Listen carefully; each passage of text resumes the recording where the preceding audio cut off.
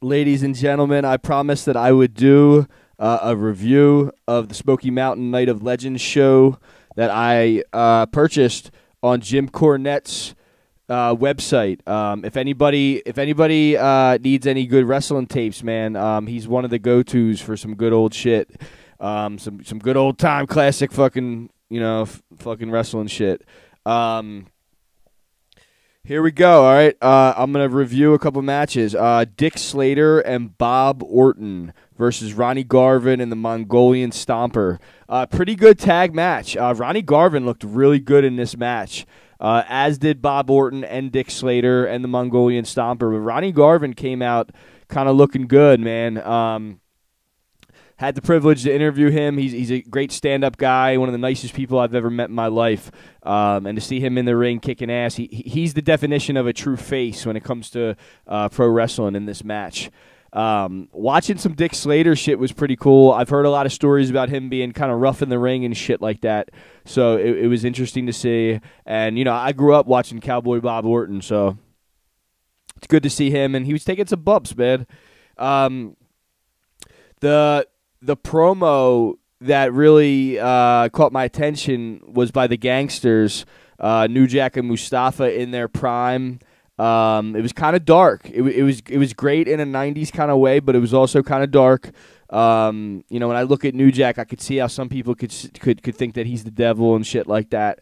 But I also remember the '90s and how it was. So. There was definitely a certain kind of edge that people had back then, and for him to come into Knoxville and do shit like that, I mean, he's out of his fucking mind, man, doing it the way he's doing it, too. Some people say it's the wrong kind of heat. I think that's one of those things. In wrestling, certain guys can come through, and their gimmicks work towards the kind of heat that they want to get, and I would say that's one of those blurry lines right there, and New Jack's probably the best in the business at blurring those lines. And sometimes it's for better and sometimes it's for worse. That's what I'll say about that. And Mustafa was on his game too, because I remember a lot in ECW when the New Jack and Mustafa had split up and they did the Gangstinators for a little while, and then New Jack just went solo and was just fucking everybody up. It's nice to see New Jack and Mustafa working well together. Mustafa definitely brought an interesting charm to what New Jack was doing, a good dynamic. A polar opposite kind of thing. Jim Ross, when he was interviewing them, classic shit. The way Jim Ross plays it off and the way the crowd comes at it, I mean, you could really tell that some people really are fucking racist as shit. Is what it is, you know what I mean? Unfortunately. I'm going to go on to the next match. Brian Lee and Chris Candido, along with a very young Tammy Sitch, a.k.a. Sunny, who looked good, but also looked young. Like, you could tell she really didn't she hadn't come into her own yet when it comes to her legendary status in pro wrestling. And Brian Lee, this is probably around the time when he was doing The Undertaker's twin or whatever the fuck it was. Not Kane, but, when he was doing the fake Undertaker thing in WWF. It's around that time. Brian Lee, Chris Candido, who later on were in the Triple Threat in ECW, going up against the Rock and Roll Express.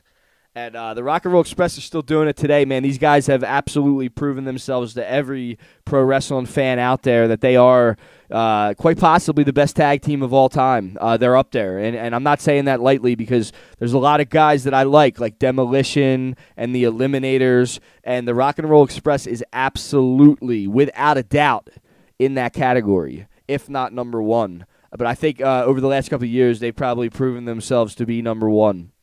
It was a good match. Seeing Brian Lee, big guy, getting handled by these two little guys, the Rock and Roll Express, it was pretty interesting. Candido, seeing him in there, Candido's a real wrestler. You could tell that. He's a real worker. Little guy, but, ripped to the bone. And this is before his WWF run in the Body Down Us and his return to ECW and the Triple Threat and all that good stuff. Chris Candido, I used to watch him wrestle all the time, man. It's great to see him wrestle. I'm going to review more matches, but this was all I could do at the moment. I have to do these in small doses sometimes when I'm juggling a lot of different things. And, wrestling has always been a passion of mine. It's always been something that I've always, watched, participated in, or, even just, roughing up our crew back in the day, you know what I mean, down at the parks. And on the school buses, man, we did our thing, if you know what I'm saying. But I have to juggle a lot of different energies nowadays, and sometimes the music stuff and the wrestling stuff is similar, but then sometimes it's totally opposite. And it's crazy, juggling all these different things, and there's so many different avenues in all of these things, whether it be wrestling, music, film, even honestly, like even some of the porn podcast stuff that I've been seeing is similar, and like the hip hop stuff with Vlad TV and shit. Pro wrestling is almost like a mutated version of American sports, but then when you think about hip hop is like a mutated version of, let's say, soul music or funk music or reggae music or something like that. So it's kind of interesting how all these different things come together at certain times, and it's just nice to be able to partake in whatever I want to be able to partake in, and that's a beautiful thing about what we're doing here at the Pro Wrestling Archive. So I thank anybody that's listening, and I also want to speak a little bit about Jim Cornette, because I'm a huge fan of his podcast, and I'm a huge fan of his store on his website. And really, I'm just a huge fan of Jim Cornette. And some people would say that he's got a lot of hate and shit like that, but I don't find that to be what's going on. I find Jim Cornette is doing the work that nobody else is willing to do, or maybe has the courage to do, which is tear down the curtain of what's wrong with the smartphone era of pro wrestling. Me personally, I don't want to watch any smartphone pro wrestling. I want to see the old shit. I want to see some new shit come about when all the smartphone shit dies down, because then the old magic could come back in a new way. So that's where I'm at with it all, and I think Jim Cornette's a fucking genius. And I want to say this. Not knowing Jim personally, but I think Jim Cornette is way better than Rick Bassman, and I think Jim Cornette is way better than Hannibal as well. And I do like Hannibal's shows. I'm not going to diss the man totally. It's not like that. But what I'm saying is Jim Cornette is in a league of his own. He's in a dimension of his own, and he's doing what he has to do for pro wrestling because he has that much love for it, and I fucking love that about him. So, good night, ladies and gentlemen.